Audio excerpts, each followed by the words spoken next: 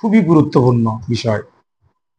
সেটা হয়তো আমি পরবর্তীতে আপনাদের ভিডিও আকারে দিব, কিন্তু আজকে যেটা বিষয়টা বলতেছি, দেখেন আমি নিজেও যখন মার্কেটে গেছি সেই নিজেও প্রবলেম একটা ফেস করছি। আমি চাই ডিসি সার্কিট ব্রেকার, তারা কি করে এসি সার্কিট ব্রেকার দিয়ে দেয়। আমি অনেকগুলা মার্কেটে অনেকগুলা দোকানে খুঁজছি, ম্যাক্সিমাম দোকানে আসলেও ডিসি সার্কিট ব্রেকার পাওয়া যায় না।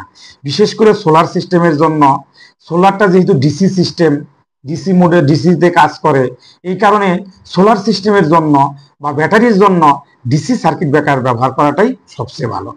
কিন্তু মজার বিষয় হলো, আমি যখন ডিসি সার্কিট ব্রেকার কিনতে গেলাম তখন ম্যাক্সিমাম সময় কি হয়েছে, আমি চাই ডিসি অ্যাম্পিয়ার সার্কিট ব্রেকার, তারা দিয়ে দিচ্ছে আমাকে AC circuit ampere, DC circuit breaker পরিবর্তে এসি সার্কিট ব্রেকার দিয়ে দিচ্ছে। আপনি কিভাবে চিনবেন?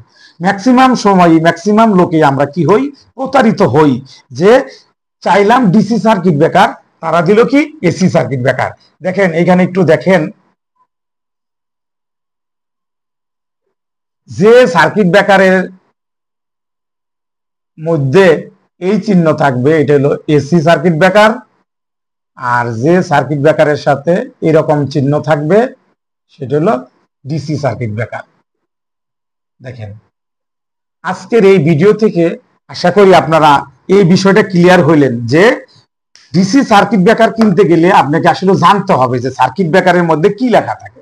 সার্কিট ব্রেকারের মধ্যে যদি এসি সিগন্যাল থাকে তাহলে আপনাকে বুঝতে হবে যে এটা এসি সার্কিট ব্রেকার, আর যদি সার্কিট ব্রেকারের মধ্যে এরকম সোজা দাগ অথবা ডট ডট থেকে লেখা থাকে তাহলে এটা কি ডিসি সার্কিট ব্রেকার।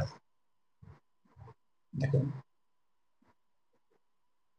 এটা হলো এসি সার্কিট ব্রেকারের চিহ্ন, এটা হলো ডিসি সার্কিট ব্রেকারের চিহ্ন।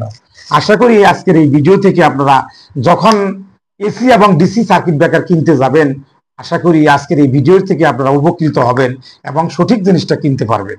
ধন্যবাদ।